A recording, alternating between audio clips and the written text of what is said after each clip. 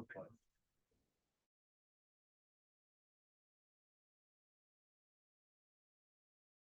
To the Institute of Hello, everyone, and welcome to the Institute of Bioinformatics seminar series. Today, I have the pleasure of introducing Dr. Shirlee Wohl. Dr. Wohl is an investigator at Brigham and Women's Hospital and is the project director for the New England Pathogen Genomic Centers of Excellence at the Massachusetts Department of Public Health.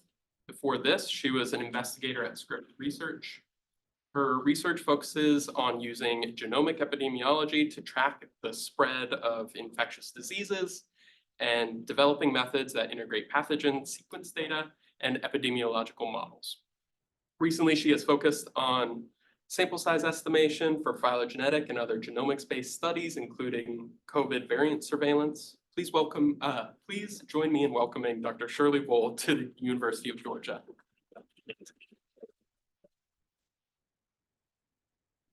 Great. Thank you so much for having me. Thanks for that lovely introduction. I am really excited to be here to talk about some of the work that I am most passionate and excited about.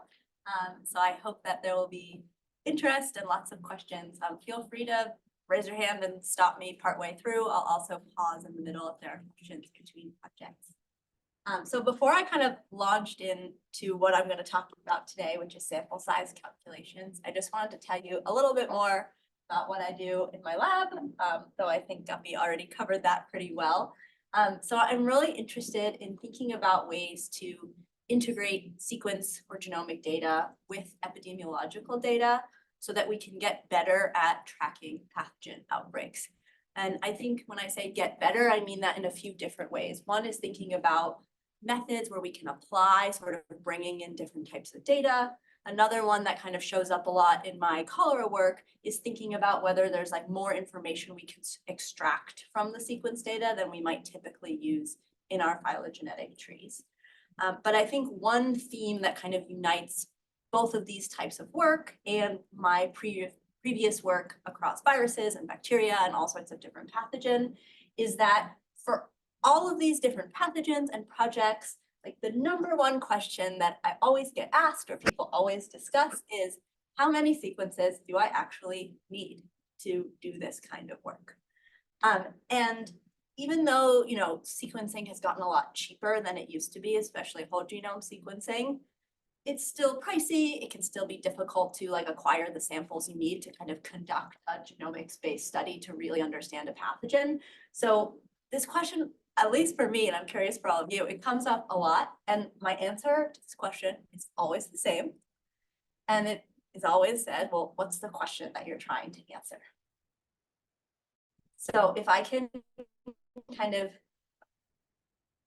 have you all take away one thing from my talk today, it's that sample size calculations depends on what two different projects that kind of address two different questions in many different types of pathogen genomic studies and sort of the different sample size calculations that we did for both.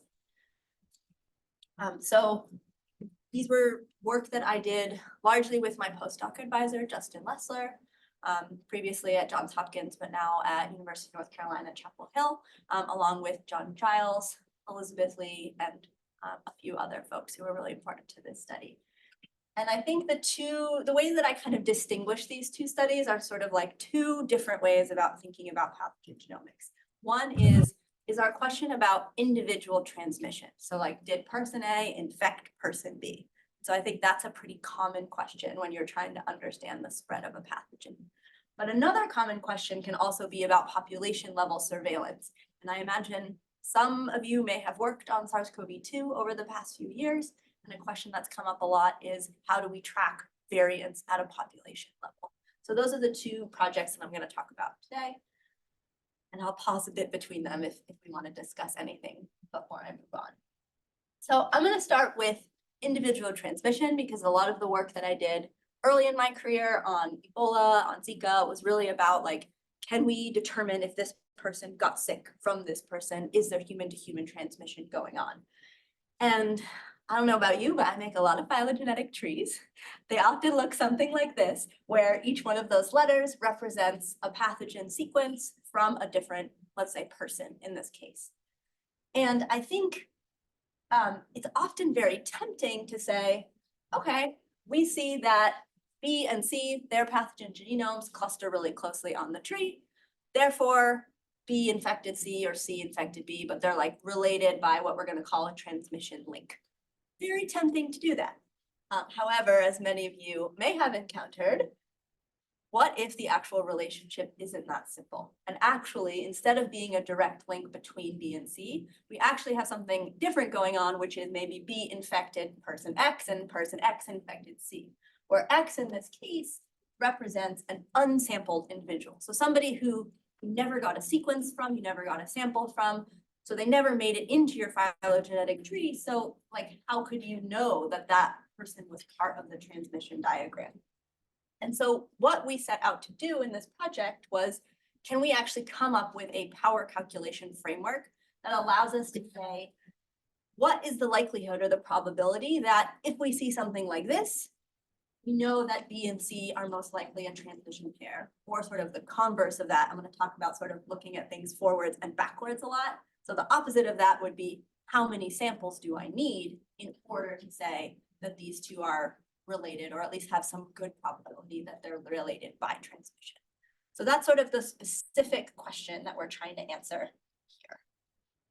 And I'm going to try to avoid showing you lots of equations today and really try to focus on what we're learning here. But for those of you who like equations like I do, we set this up as sort of, what is the probability that Yij, where Yij represents a true transmission link, what is the probability of that, given that we see in a phylogenetic tree or like some other criteria identifies them as. So what's the probability that that link is actually true?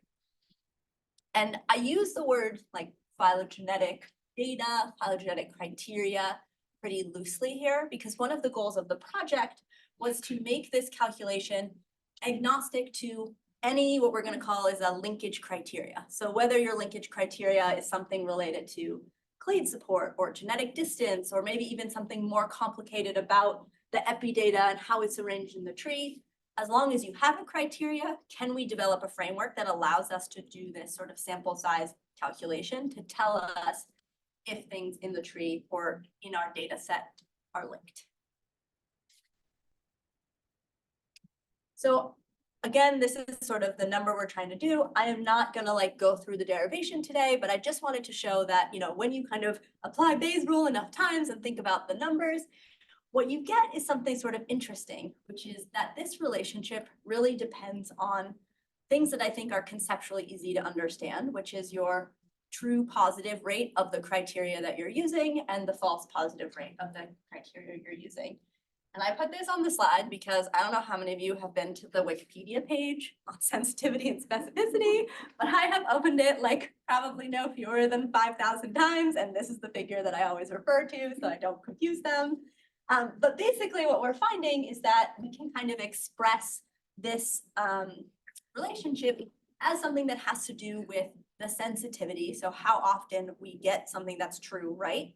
And the specificity, which is how often our criteria can actually distinguish between a link and a non-link. And so once we kind of have that framework in mind, then we can kind of pretty easily start applying these relationships to our data. And I think I have a slide later that sort of shows the specific breakdown, but we started looking at how things that we care about, in this case, sampling size or number or sampling proportion, actually affect this quantity. And just for the ease of showing it, I'm actually, instead of showing this like probability of truth, I'm going to just show the false discovery rate, which is just 1 minus that. And at first we get some pretty intuitive results, right? So if we're fixing our sensitivity and specificity of our linkage criteria, and we increase the proportion sampled, the false discovery rate goes down, which is great. So that means if we sample a higher proportion of this outbreak that we're trying to track, the chance that we identify a link and it's actually wrong goes down. Great, that makes perfect sense. What was a little bit more surprising to us is that if you increase the sample size, but you don't control for the proportion, your false discovery rate is actually going to go up, which, if you think about it hard enough, actually makes sense, because if you're just increasing your sample size without controlling for what proportion of the outbreak you're dealing with. That's sort of what's happening here. But I think in practical terms, what it means is that when you're designing a study, maybe it actually makes more sense to put more resources into sampling an outbreak in one location than if you have, I can only do 200 samples, than to split that across different locations, right? So maybe let's get a high depth here so we can say really concrete things about what's going on in this small outbreak or small location, rather than splitting our resources across different outbreaks that might be happening in different places.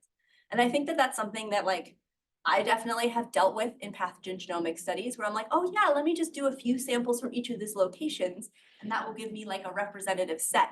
And I think for some questions, like the one I'm going to talk to in the second half of this talk, that's actually a really good strategy. But for the strategy of trying to understand who exactly infected who, that's actually less effective.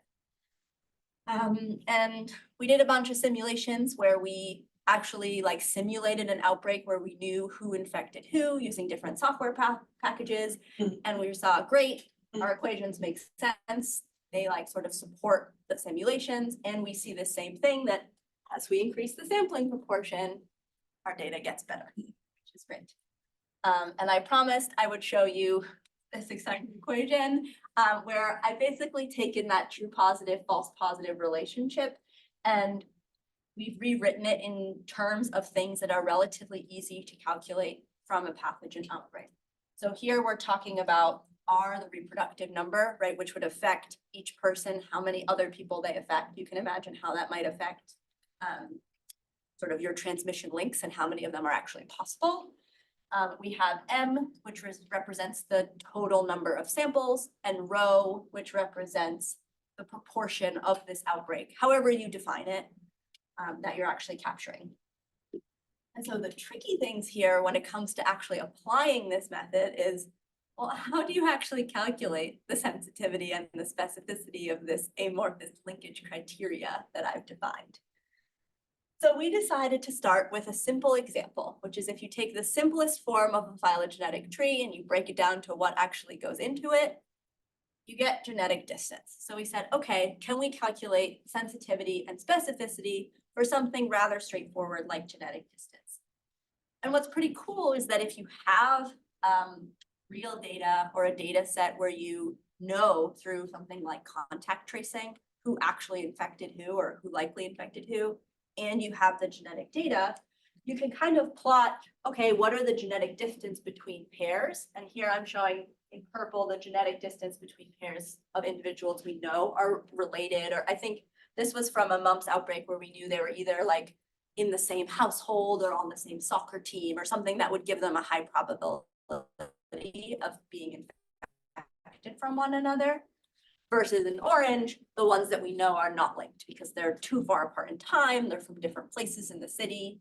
And we can actually do something relatively straightforward, which is put together something like an ROC curve to try to optimize, what is the sensitivity and specificity that's going to give us the best way to distinguish these two groups of people, which is great if you have that kind of preliminary data.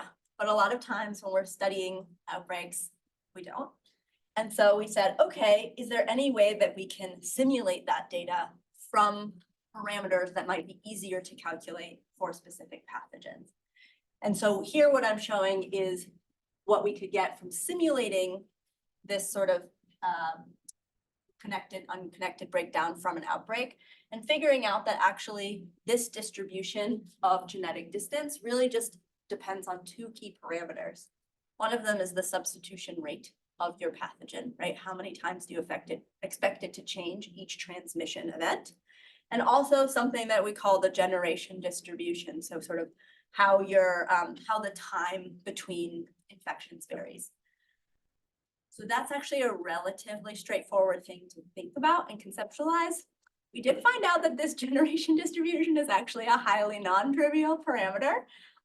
So that actually made it a little bit more challenging, but what we ended up doing is when we implemented all of this in an R package that we hope is easy to use, we actually ran a bunch of simulations in advance for different types of pathogens with different R values and provide those generation distributions that can be used to kind of approximate what different types of pathogens. So all of this math is very fun to me, but I think the most important thing is to be able to apply it in research and in public health settings. I think you heard from my introduction that I work at the Massachusetts Department of Public Health as part of my role with the PGCOE. And it's always important to me that like anything that we're developing here can be used by all sorts of different types of people, can be used quickly, can be used effectively, you know, whether or not you're an expert in R or not.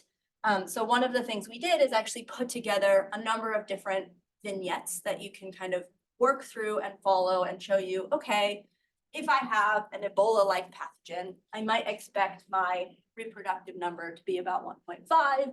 I might expect my mutation rate, probably should have shown some units there, but the units that I expected was 1. So 1 mutation per transmission event. And we also have worked examples for other types of pathogens. I think we have a measles-like pathogen where the reproductive number is much higher. So you see a lot more spread quickly. And that means that your transmission links are actually harder to identify from single mutations.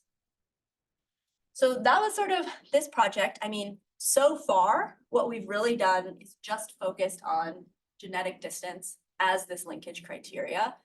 But what I think is really exciting is to think about what the next steps are, right? So can we take more complicated phylogenetic criteria, things like clade support or, you know, inherent characteristics of the tree itself, and use that as a linkage criteria in the future? So I think a lot of the work I'm presenting today is really what I think of like a first step in what I hope will be sort of an eventual suite of tools developed by me and other people to kind of get at how do you do these calculations for different questions in pathogen genomics. So I'm going to pause there. I will talk about sort of my work in population surveillance in a minute, but if there are any questions specifically on this before we forget, I'm happy to answer those. Yeah. Can you explain like what, if you have any other ideas of what a linkage criteria other than genetic distance would be, like anything you would like to investigate there? Yeah, definitely. So the question was about other like linkage criteria that might be interested. Yeah, I'm actually really interested in thinking about ways that we can actually define the structure of the tree itself in different ways. So things about like how branchy is it, right? How many tips do we have compared to the depth of the tree? And I think that there are a lot of emerging metrics for kind of quantifying that. And I think that that would be interesting. I haven't figured out how we could calculate a sensitivity and a specificity, but I think that that's the work that would need to be done. Because the nice thing about this framework is as long as you can calculate sensitivity and specificity, you can use the same math. It's just, that's the hard part. So what about sampling date? Sampling date, imagine a clade, one of them is like months away from the other one, which very unlikely to be the case, right? Yeah, I think that's a great point, and that's sort of what I'm poorly getting at with epi data is that like we often have so much more information that tells us maybe not that something is linked, but something is not linked, right? If we have 2 people who were infected 2 months apart from SARS-CoV-2, they probably didn't get it from each other. So yeah, I think thinking about ways that we could like incorporate that into the specificity calculation and say, you know, these ones cannot be linked because we're kind of incorporating this time element, I think would also be a really important next step into that. And hopefully a straightforward one, right? Yeah. Are there ways to look at like co-infection and say exactly like individual co-infected with multiple, more like multiple different strains or different types of other ways how linkage are, like whether they're dependent? That's a great question. I'm not sure I've thought about that, but I guess I wonder if you can like calculate probabilities for each of the pathogens inside them, and you could maybe relate or multiply those probabilities to kind of get a like joint probability. So you had to have, I think of it as like additional information, right? Like if 2 people have the same co-infections, maybe they infected each other. So I haven't thought about that explicitly, but it seems like something you could do. I like that idea.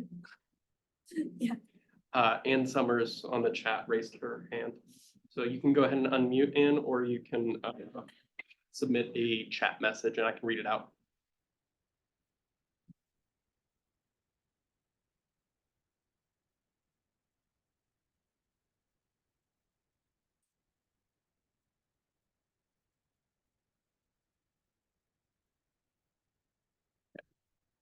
We can't hear you, so if you want, you can put it in the chat. We can get to it later.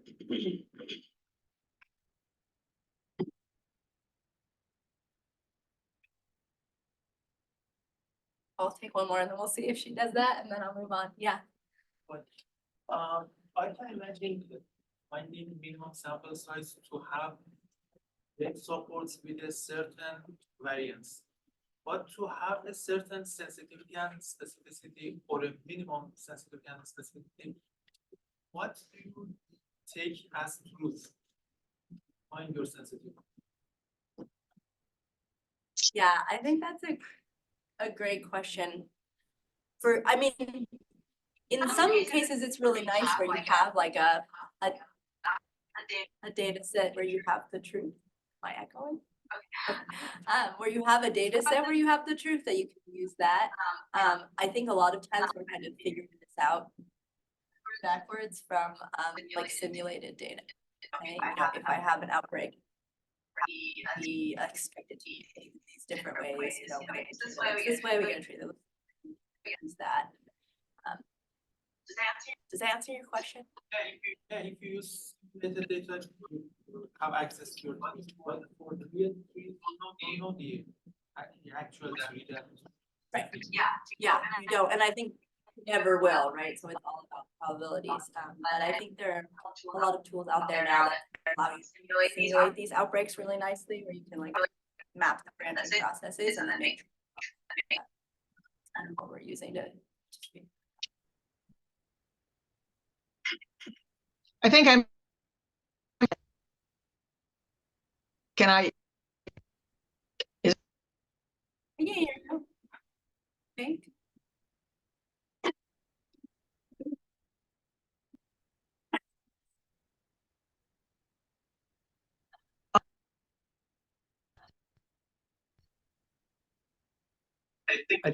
I think your connection quality might be a little bit rough. So if you want to just type it out, then I can read it out loud.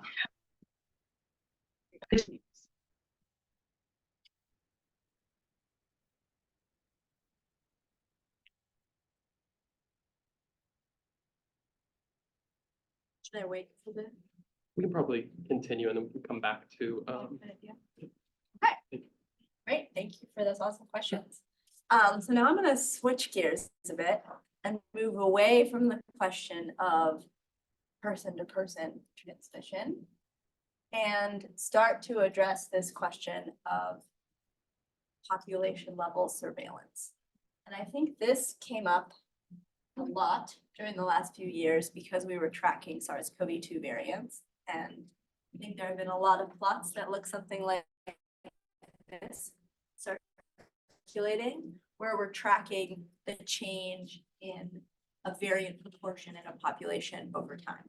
And these plots are really useful, but when you stop to think about them, I think some interesting questions come up that are related to sampling. So for example, on the left there, where I have that arrow, we're seeing just variant 1, so VOC, variant of concern 1 as an example. But is it true that there's actually no variant 2 circulating in the population? Or did our sample just not capture it, either because it was too small or because it was biased in some way? And similarly, if you are seeing both variants in your population, and let's say you're seeing them at 50-50 approximately proportion, is that actually the correct proportion? Or is there something underlying that is actually preventing you from seeing that one of those variants is increasing far more quickly than another? And that's really important when we're thinking about how do we deal with these variants, right? We want to know as soon as possible if something is increasing more rapidly than we would want, so that we can take appropriate measures.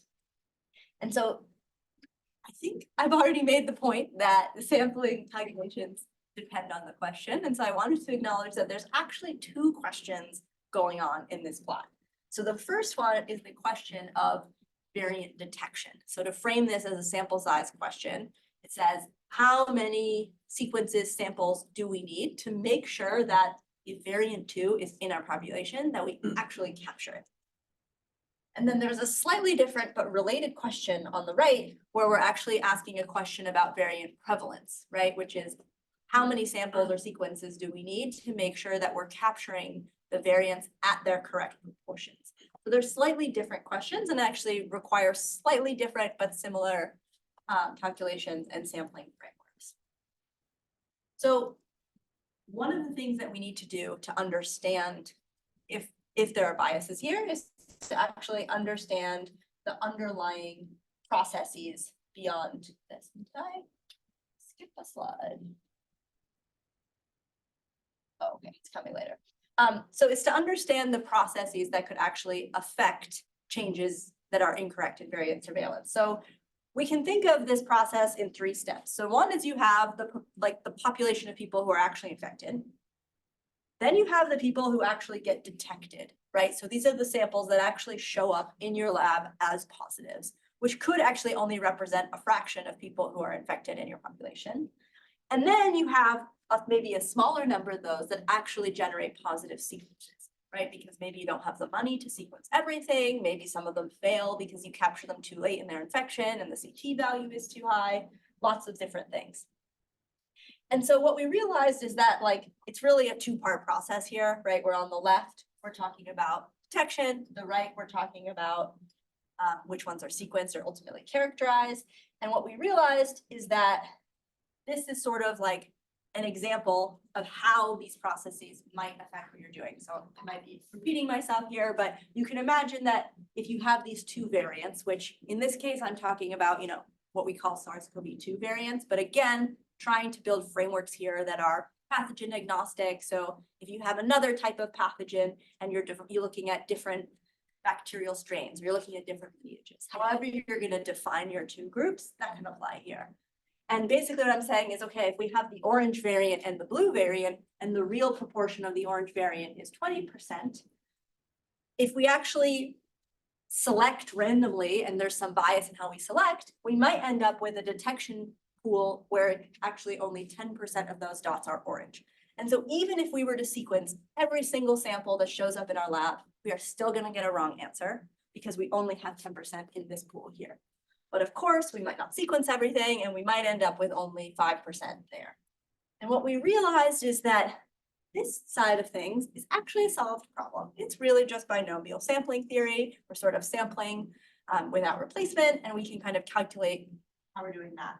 And I am definitely not the first person to think of that. There are all sorts of examples of sample size calculators that have shown up during the pandemic from different groups that have kind of used this underlying binomial sampling theory as a way to estimate how many samples you need to track variants during the pandemic.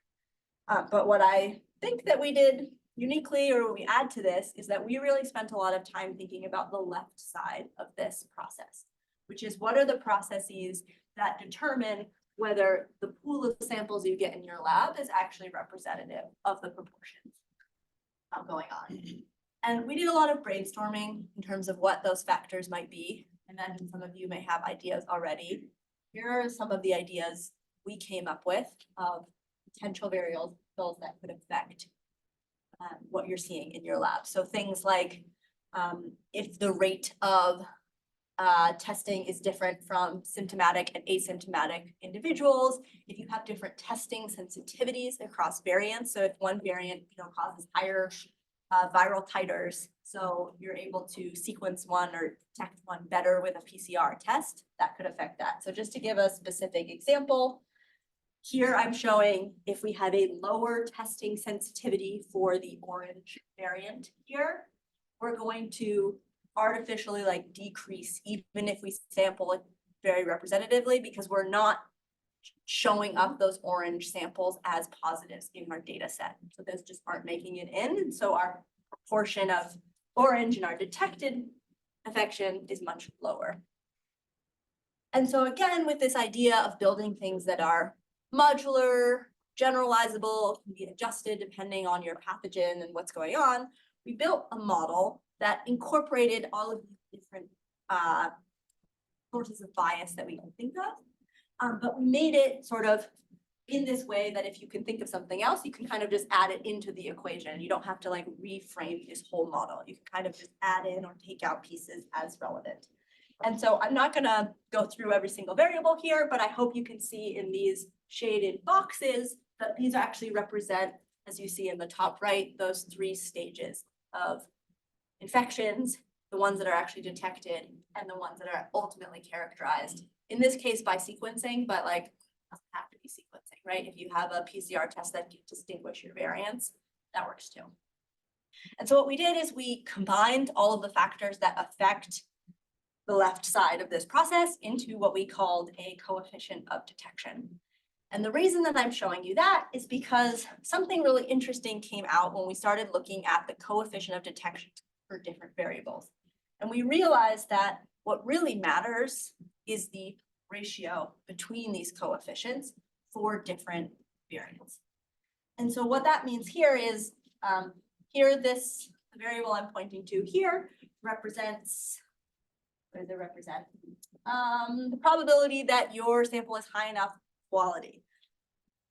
You might not be able to calculate that in a real, public health lab, but what you might be able to assume is that the quality of your sample doesn't actually differ between variants, that you have relatively uniform quality across variants, and it's only other sources of biases that actually matter.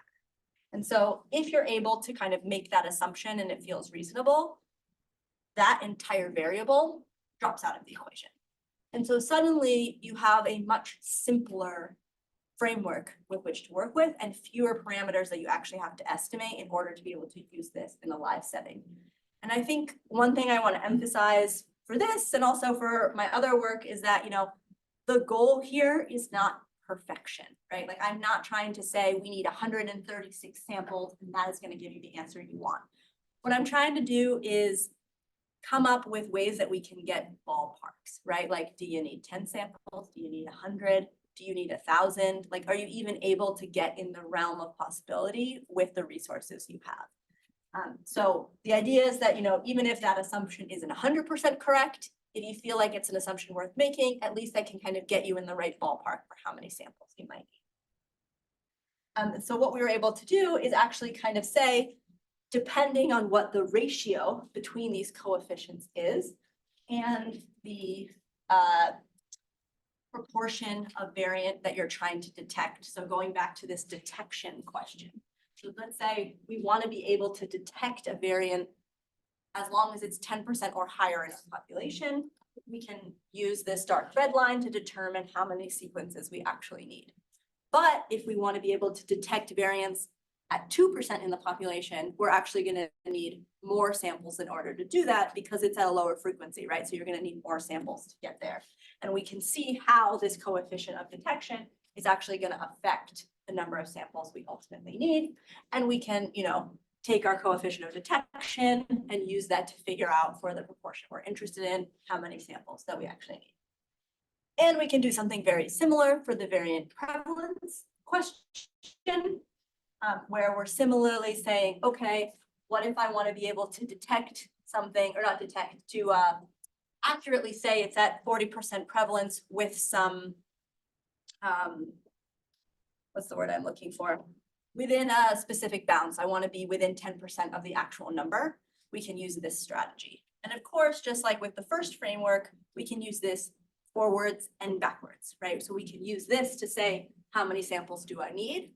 Or if we have a data set or a study that's already been conducted and we said, okay, we have 200 samples, we can use that to kind of put probabilities or error bars on whether what we're saying is actually correct or not. So this was sort of one of the main outcomes of this project, but we wanted to take it one step further, recognizing that sequencing and variant surveillance is not a one-time process, right? It's something that often is happening periodically over time, where every week you're generating sequences, or every month, or whatever your lab is doing. So how do we actually calculate sample sizes when you're doing continuous sampling? And can we use the fact that you're collecting data every week to improve our estimates, or actually answer slightly different questions? Because I think more common question than can I detect this is, how long is it going to take me to detect a variant? If I'm going to assume some sort of growth rate in the population, like how quickly am I going to catch it? Am I going to catch it on the first day that it's introduced into my population, or am I going to catch it only on day 30, depending on how many samples I have? And so I'm not going to go into this too much detail, but we did something very similar to what we did in the previous plots, where we're just showing how this coefficient of detection ratio is actually affecting our sample size calculation. So what I'm showing here is we're making this assumption that there's logistic growth of a variant. You could make a different assumption and use the calculations in the same way. And we're saying, okay, different coefficients of detection are actually going to shift that curve and shift how quickly you're able to detect certain variants. And that's what I'm showing here, where depending on what your coefficient of detection is, here we're showing 1, here we're showing 3, it's going to shift where these lines of probabilities are depending on what your sample size is. And so again, all this math is well and good, but how do we make sure that people can actually use this information in a setting? And this is also implemented in our same R package, so same package, just multiple different questions. But one thing that we did with this particular project is we actually made it an interactive Excel spreadsheet where we have sort of a landing page that defines all of these different terms and parameters. And there are actually different tabs for each of the questions I defined. So there's a tab for the detection question, there's a tab for the prevalence question, and there's the tab for the forwards and the backwards. So like I have 200 samples, I want to figure out my probability that I'm getting this right, or I want to calculate how many samples I need to be order to say, you know, I have 80% probability of capturing a variant at 10%. And then we also have the continuous versions of those. So you can put in a sampling frequency and calculate it based on that. And like the previous project, we're dealing with some vignettes to kind of help estimate, because I think a real challenge here is estimating those parameters that I talked about and actually thinking through, like, can I assume the asymptomatic rate and the symptomatic rate are actually the same for my two variants? Like, does that make sense? And so kind of walking through that a bit as well. And so that is what I wanted to talk to you about today, kind of coming back to the fact that this is just two very specific questions and honestly very early sort of implementations of what sampling looks like, right? On the left, we're making really the assumption that we're just using genetic distance as a linkage, which I think is, you know, just the simplest, you know, tip of the iceberg in terms of what we could do. And on the right, you know, we're really just thinking about like high level detection with a small number of variables. You could, of course, try to incorporate other parameters in your model, make other adjustments for different types of pathogens and things like that. And then, of course, this is all very focused on clinical surveillance. And I think there are really interesting extensions to what if your sampling is population level. So what if you're dealing with wastewater samples and all of the parameters and biases that fit in there as well. So I'm hopeful that, you know, maybe some of you will have ideas and kind of contribute to this like growing world of what we can do with pathogen genomics, but more importantly, how do we make sure we have the samples to actually say those things? So with that, I think I'll wrap up and take any additional questions from you.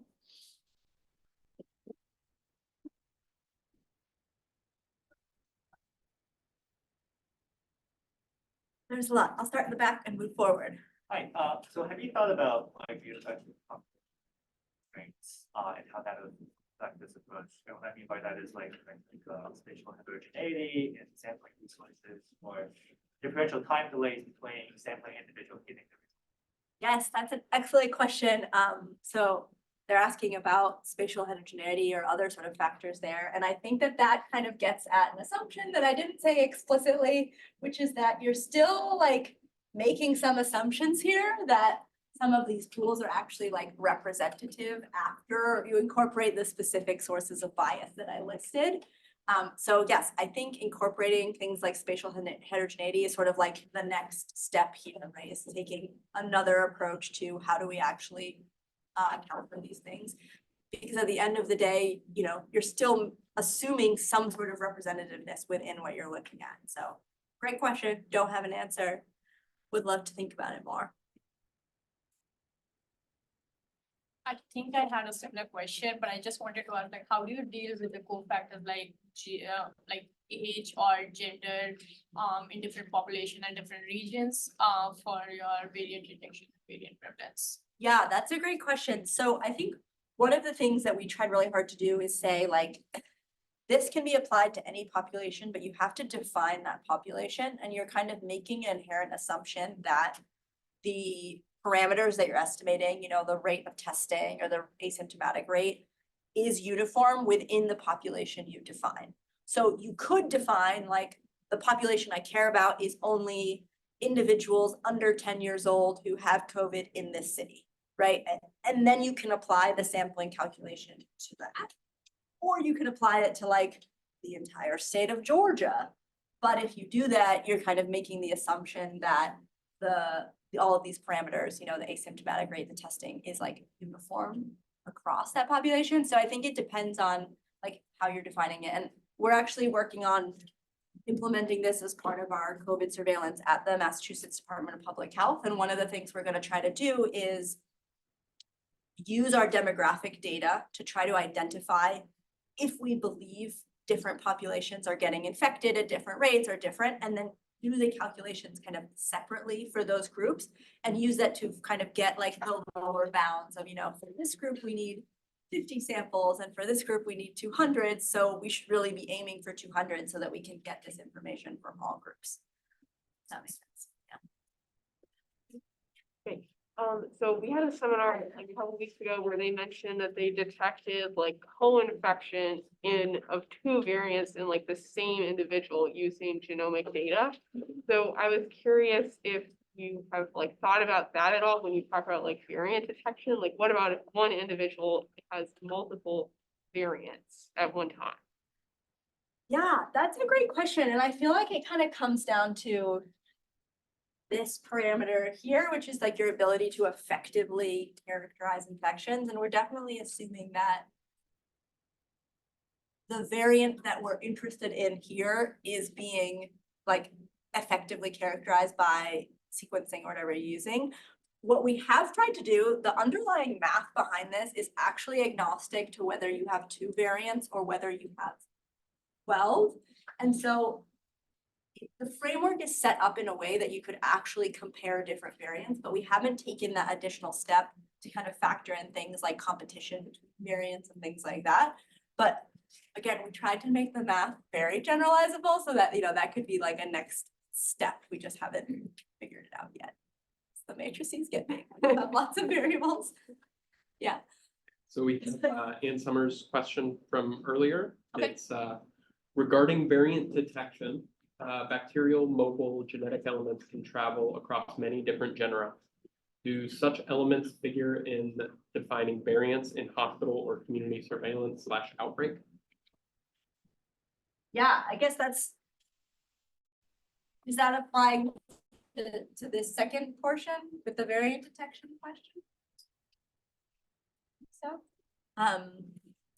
So yeah, I mean, again, here we are taking a very narrow interpretation of a variant in terms of SARS-CoV-2 variants. But again, like if you can estimate those parameters for a different characterization of a variant, so if you decide that like having this mobile genetic element in your sequence means that it's a different variant than another sample, like you just have to be able to estimate these parameters or make assumptions about them based on that definition. Oh, I don't pretend this is always easy or straightforward. And I think in some ways SARS-CoV-2 was a very like ideal case, and that we've had these like very concrete, distinct variants with different mutational sets that kind of come in and have similar behaviors in terms of growth.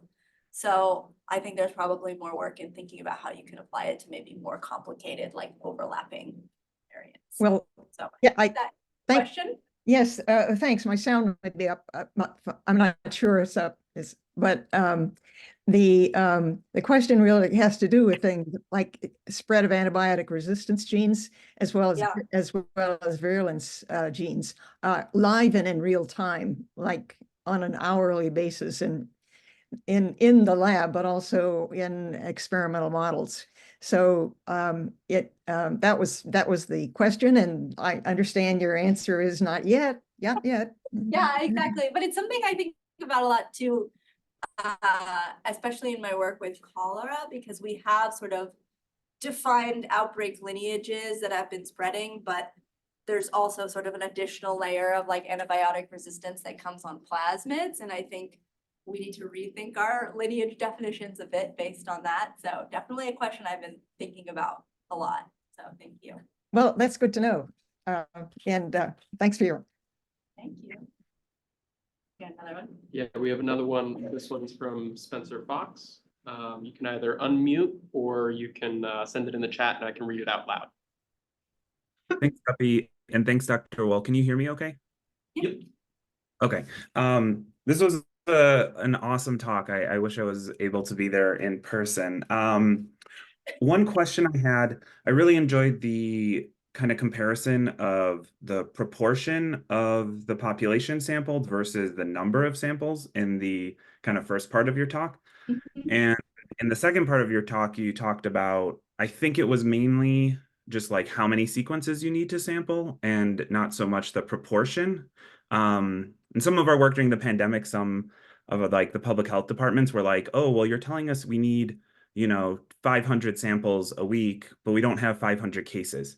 So I wonder, have you given some thought or have you already done kind of the work in thinking about things from the kind of finite size calculation for this?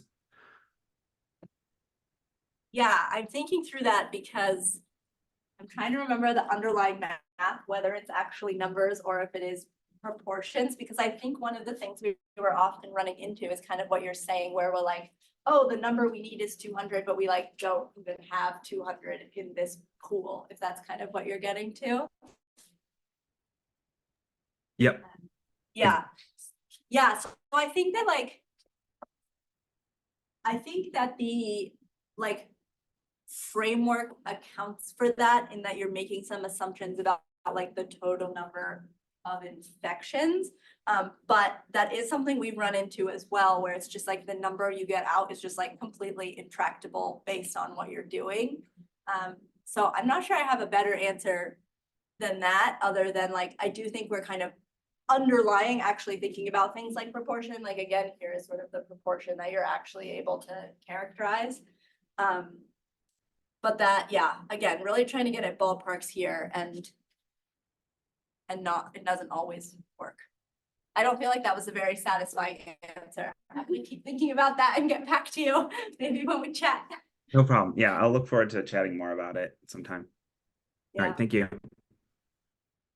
Thanks.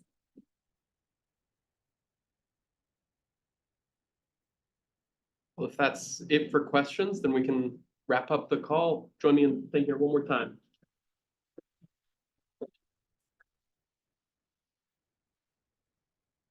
Thanks for having me. It